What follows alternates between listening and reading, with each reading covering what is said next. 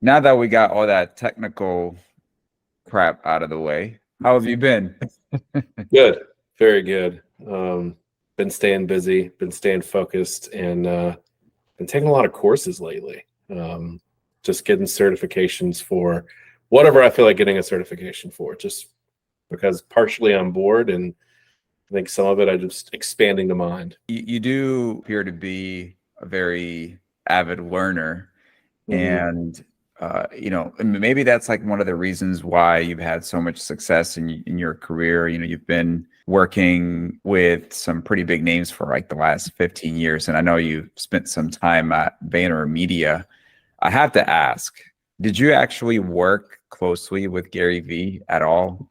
So it was actually Vayner NFT is where I was hired, and then it was later turned to Vayner 3. So there's a lot of different organizations under the Vayner umbrella, if you will. You've got Vayner Media, you've got Vayner X, you've got Vayner 3, lots of others, right? So I did not work closely with Gary. I worked with Avery Akinini, which is just an absolute badass. I don't know if any other way to say it. And she was our fearless leader on the Web3 side over at Vayner. So by proxy, I feel like I worked with Gary in a way, just because the way Avery operates and works is probably very similar. I did have the opportunity to meet Gary and talk to Gary, but it wasn't like we went to Jets games together and hung out and talked about Web3. Being someone that's very, I guess, involved in technology, and very focused on like what's trending right in technology has kind of always been like where I fit. And when I first saw Web3 come about and looking at the potential for infrastructure development and tokenization of items and things of that nature, NFTs kind of being one of those first things, I knew I wanted to be a part of it instantly, because to me the ethos is what kind of sold me, right? It's kind of this like freedom of choice and the ability to create and own, and all the magical things that come with Web3, right? And I think for me, once I started realizing that anybody could do it, and the gap for creation and development and implementation and all that stuff was incredibly narrow, in consideration of what you're seeing with like Web 2, right? To get started in Web 2, to create a SaaS platform or to create an application or create a service is not really that easy, right? There's a lot of barriers, there's funding needed, there's a lot of challenges. And then I started to see in Web3 that like, anybody could kind of stand up and do this if they're willing to put the time and effort into it. That's good and bad, right? Like there's some bad actors out there that take advantage of that in a nefarious way. But there's a lot of good people and a lot of good movements out there that, got behind this thing and really pushed it. And that for me was just kind of like, okay, cool. Like this is a bit of a level playing field and an opportunity for everybody to start early and build something monumental, and potentially generational. Just depends on how focused you are and how much of the FUD you can dodge. When people ask me, like, what does Garth actually do? I have a very difficult time pinpointing exactly what it is. I feel like you're at the intersection of like security and marketing and branding and community building. There's like a lot going on there. Can you help us unpack this? Yeah, and I think that's like, it's like a strength and a weakness, right? Like you mentioned earlier, being an autodidact is like, I can't not just know a little bit of something. I've got to know a lot of bit of everything. And, I think that's a benefit, but I also think it's a curse, because, you get into that situation where the more you know, the more you realize you don't know, right? And it's like that whole concept of the Dunning-Kruger effect, where you just kind of like consume all this information and kind of hit this like peak of like, epiphanies almost. And then you realize like, holy shit, like I really don't know that much. And you have to, kind of like climb out of this like plateau of information and kind of level out. And so I think, the benefit to that too is I think I can wear a lot of hats and kind of operate in different ways and fill gaps. And that's kind of what I really kind of think of myself as, is almost like a wedge or somebody that can fill a gap. And, it doesn't matter if it's, creating a strategy or getting my hands dirty and actually building something and being very tactical. And, what's really interesting is like, this was really something I adopted from like my early days in the workforce as a young man. One of the first jobs that a lot of people have and have ever had is working in a restaurant. And I remember this guy I worked for, tremendous human, and he said, I see that you're capable of doing a lot of things, so I want you to work in every position in this restaurant. I want you to host, I want you to serve, I want you to bartend, I want you to cook, I want you to wash dishes, I want you to manage, and I want you to grow, but I want you to see how everything works from that person's point of view filling that position, so you can fully understand how this whole operation works. And that was fascinating to me, right? And I did every single one of those things, and later became, a manager of that place and then 3 other places. And this was in my early 20s. And having that position of like really understanding, like having a different POV from everybody's shoes, like really kind of made it very interesting. And I think that's always kind of stuck with me. And it's like, I need to know how everything operates so I can understand how the whole thing operates. I'm sure there's like a word or a thing for that. It's escaping me now, but I think that's a little bit of what sticks with me and why I am the way I am. So, my background in the digital space was, obviously birthed shortly thereafter. I've always been, into technology, computers, software, writing code, things of that nature, since I was about 14. And when I realized that I could get paid for it professionally is when I made that, kind of transition into the market in about 2005. And from there, I started as, more of just a consultant, right? Helping people understand how to leverage tools, leverage, marketing, leverage websites and things of that nature. And this is like almost predating CSS and when WordPress was becoming an actual like viable source for websites. And so again, I found myself in a position where I was teaching people how to use all these different tools to, either sell it to someone or to grow their business. And that whole like mentality just, kicked in where it was like, okay, well, I need to know a little bit about SEO. I need to know a little bit about paid search. I need to know a little bit about social media, enough to be able to formalize a strategy and put something into place that we can execute on. And I found a lot of times that finding other people that could actually do the work was really difficult. They may have some knowledge, but it wasn't as much knowledge as it needed. And while it was helpful, I also found myself, kind of pushing the cart too, right? So like I got more tactical and had to do a lot of the work myself. So again, while it seems scattered, I think a lot of it is very strategic in the sense that I want to make sure that anything I touch is gold, right? And I understand from all different perspectives how it's supposed to operate. I know it's a mouthful. Hope that makes sense. No, I can completely resonate because for me personally, like I'm somebody that is trying to build up my community, network spotlight, and I have a website, and so I'm trying to get traffic there. And I was just working in security, right?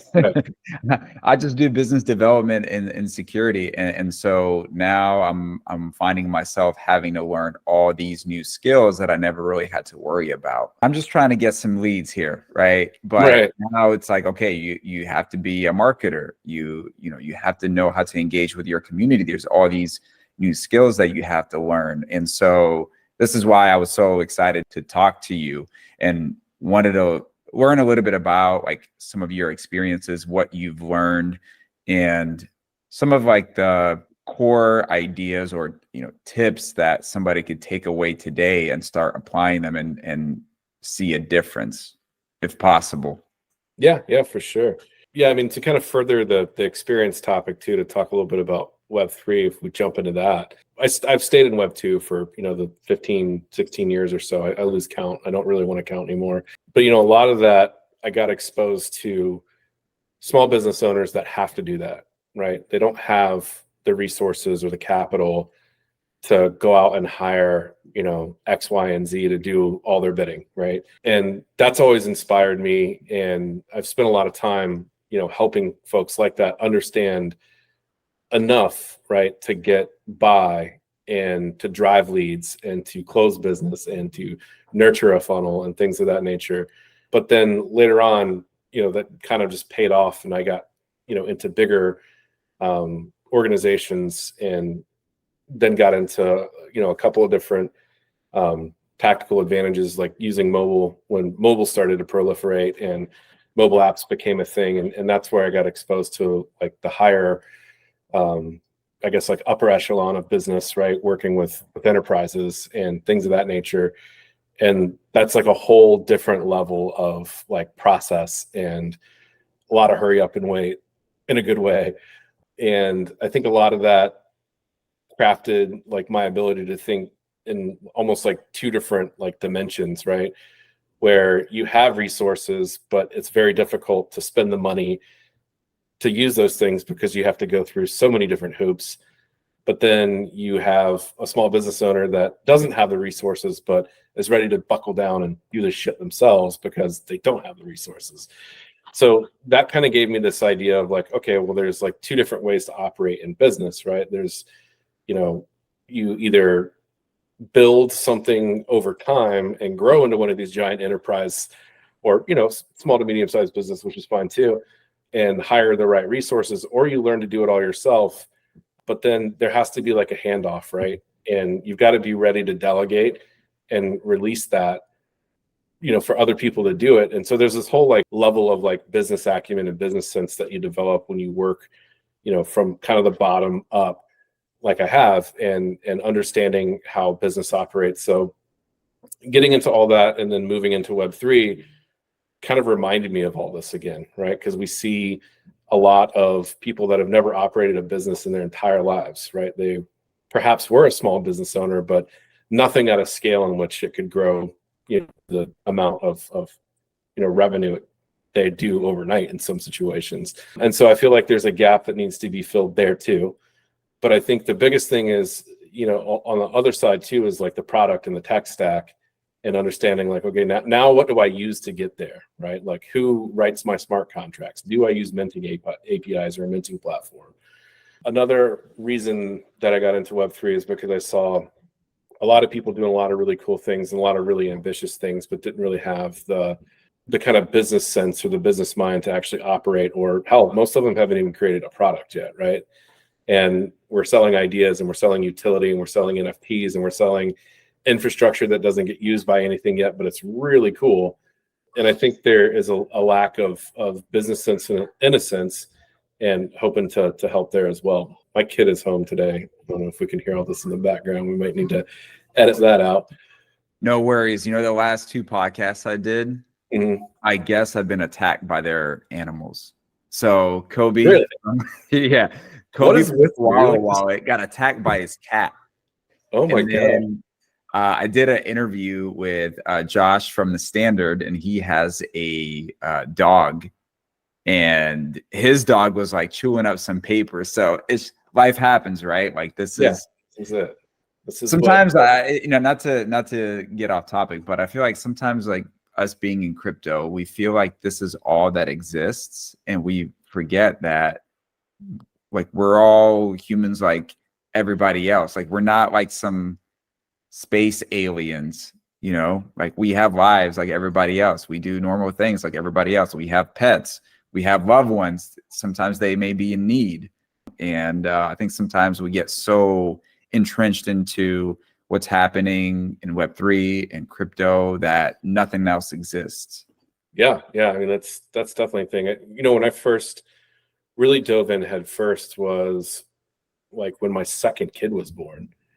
And I remember specifically my wife being on maternity leave and us like degenning, while the new baby was asleep, and spending many, many nights, staying up at night just because I knew I had to get up anyway to feed, the kid, and knowing that, well, shit, if I'm gonna have to get up in 2 hours, I might as well just like sit in Discord or sit in Telegram and find out what there is to find out, and learn more, and maybe buy this NFT or maybe buy this token.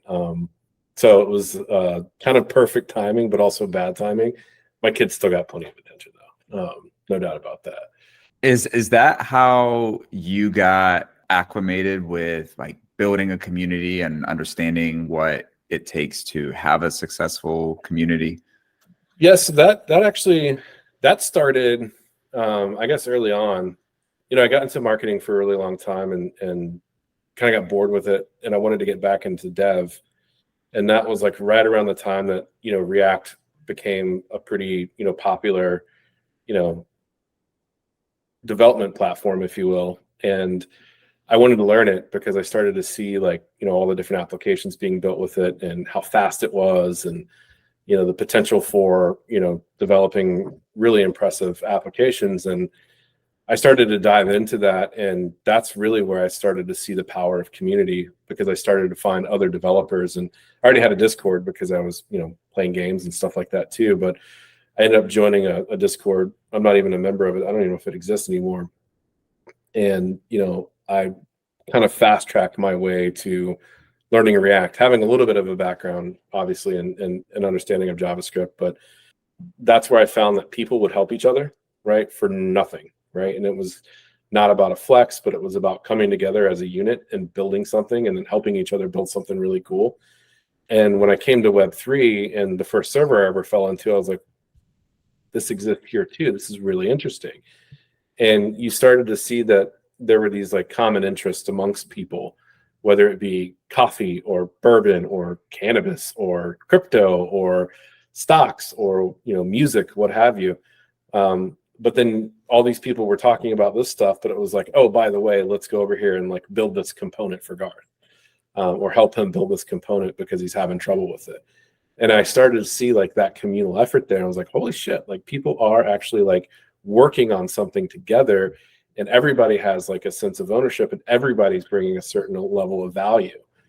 And that's what really interested me about the community concept, was like, wow, if like people can operate virtually in a cohesive environment like this and build something, the sky's the limit. And one of the first servers that I started to really kind of mess around in and get more, I guess, less of a lurker and more of an like a participator, is the one where I was first given an opportunity to kind of take over.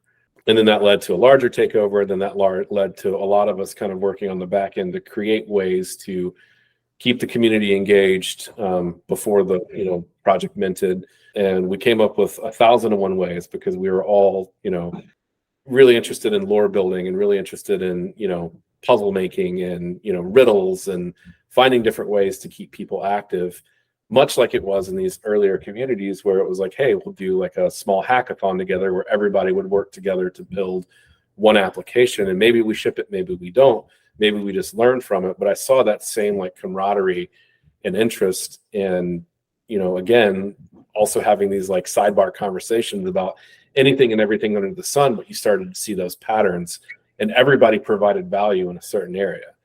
And that's when I really realized that like community can make this work and is the bedrock that most of these things should be built on, because without that, there's really nothing, right? And I think that's a really, really interesting point, and something that people need to take home is, it doesn't always have to revolve around, what you think your product is going to be or what you think your token is going to do. Is it going to 10x or 100x? Is it something that we need to drive everybody mad about to go out and hype? I think if you build a community on the basis of the success of something, you start to lose sight, and that's a very short-term approach. But if you build community because you want people to be in a space together, building something together and having some sense of ownership over it, it's a longer term play, and people will take care of it because they feel like they own part of that. And I think that Web3 kind of also, embodies that whole ethos of ownership and personalization. And so there's this parallel between community and Web3 that makes it work. And you have to tap into that and find ways to do it, and find out like what your people want to do, like, and who's going to lead that, who's going to lead the direction and find the things that people enjoy doing. Back to Gary, right? Like Gary is very entrepreneurial driven. He creates a ton of value by helping people understand business and, feelings and emotion and empathy. and he provides a lot of value. But if you look at all the people that he's motivated and created, or I wouldn't say created, but motivated in the sense that they're all now builders and they're all now creators, and some of them are even working for him now in Web3.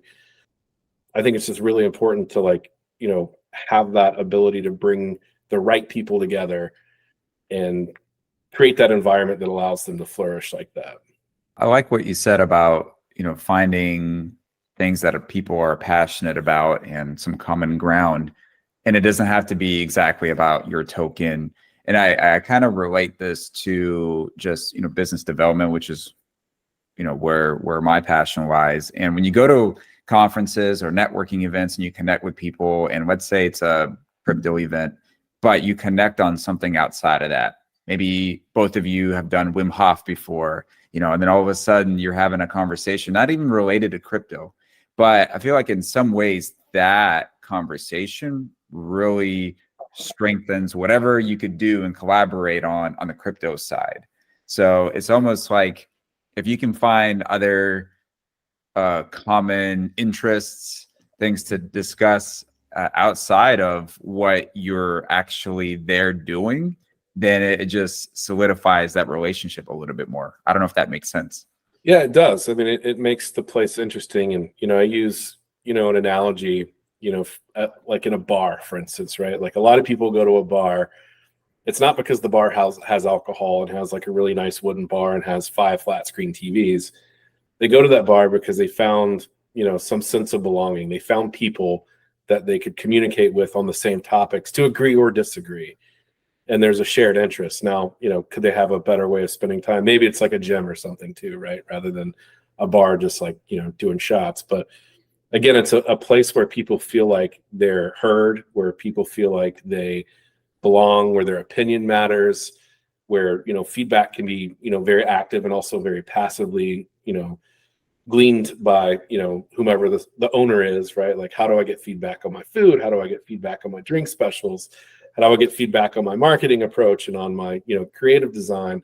I think all those things reign true inside of a community, regardless of whatever platform you're on. I just want to make sure that everybody understands it. Like, I'm incredibly platform agnostic. I do like Discord, don't get me wrong, but I think you can develop that same community, elsewhere too. And it's very, very important to note that the platform doesn't make community. The platform is what you're developing, right? Like, I think of, NFT projects as platforms. That is the platform, that is the home base, that is the bedrock. And then all these tools are just things that you use to connect people. They're not the community. That doesn't equal community. And thus, I don't think it is, right to say that Discord won't work for my X or Telegram won't work for my Y.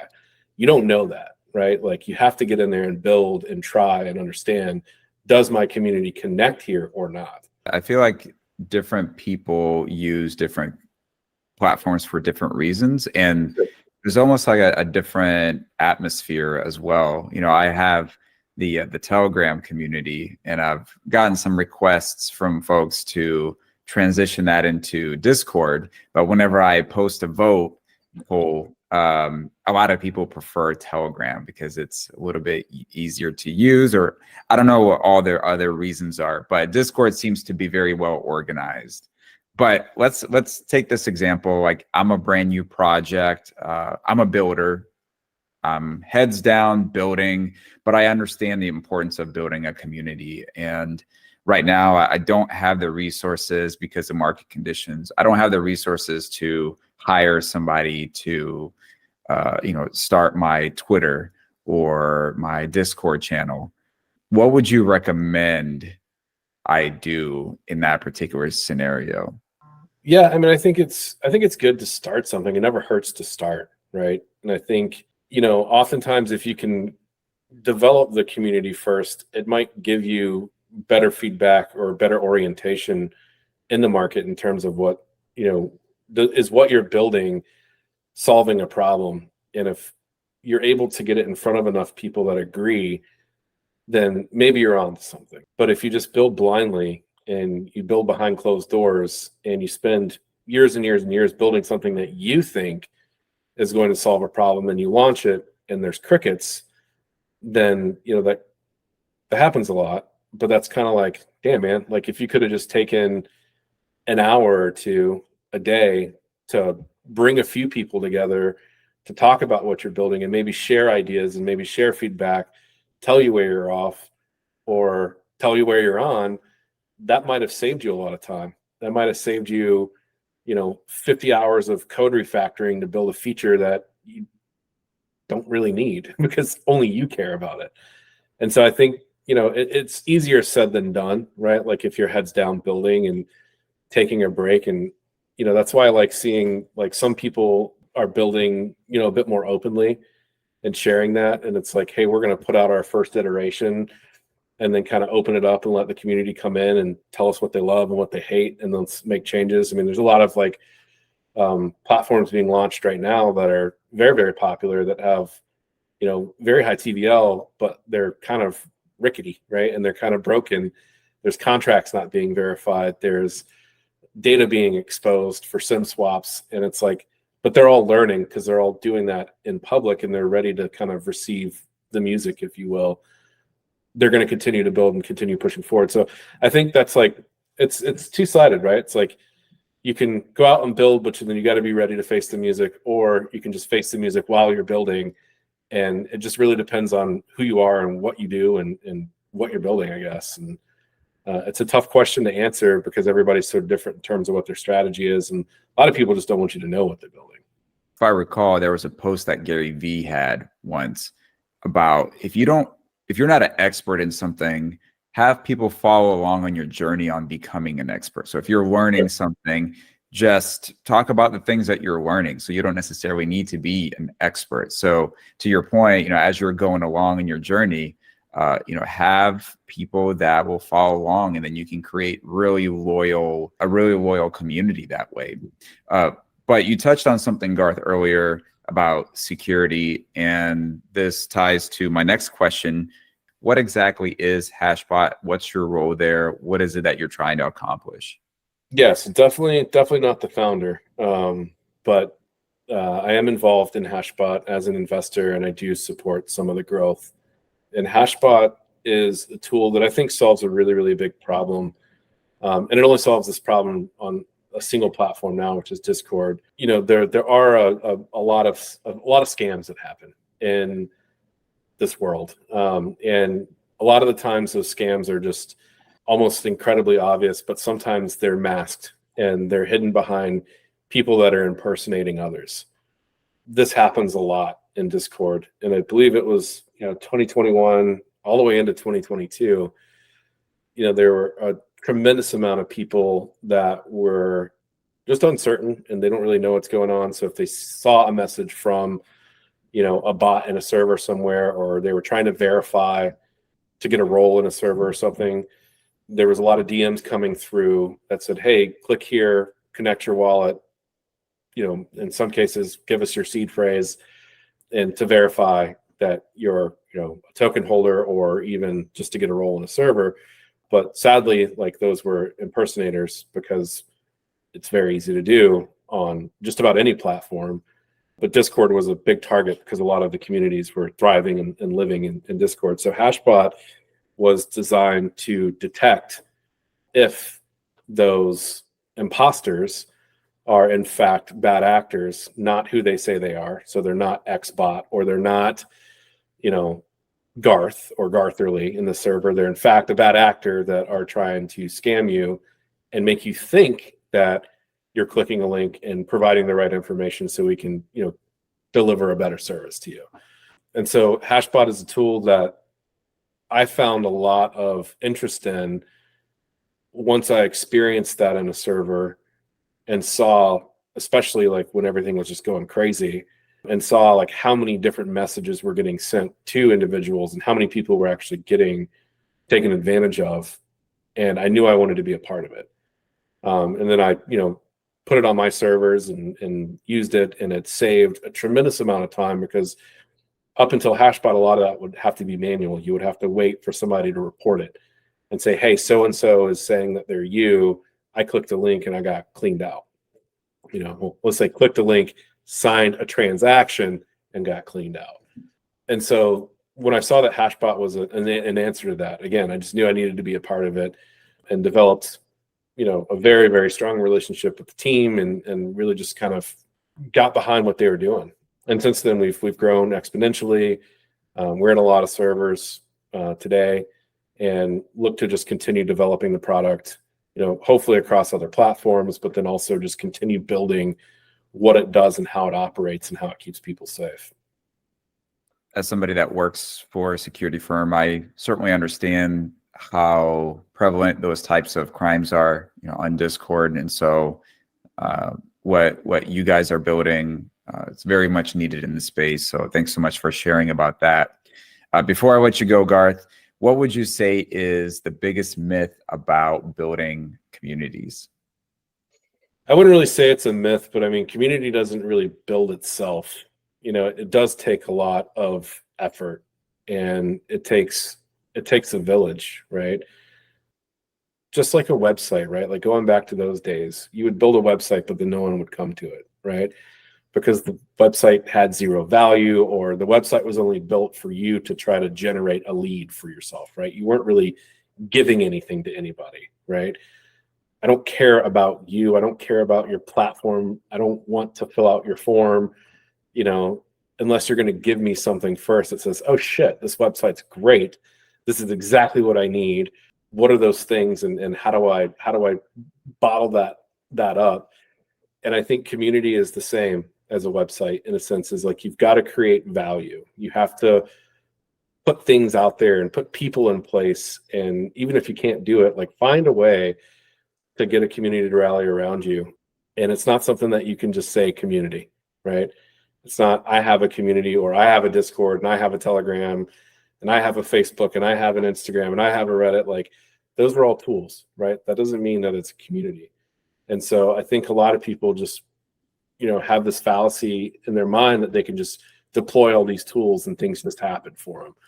And, maybe that does happen, right? Maybe that does happen for some people. They're incredibly lucky. But, I think if you put the effort in, there's definitely a huge payout, and it takes a lot of time. It takes a lot of time and a lot of effort.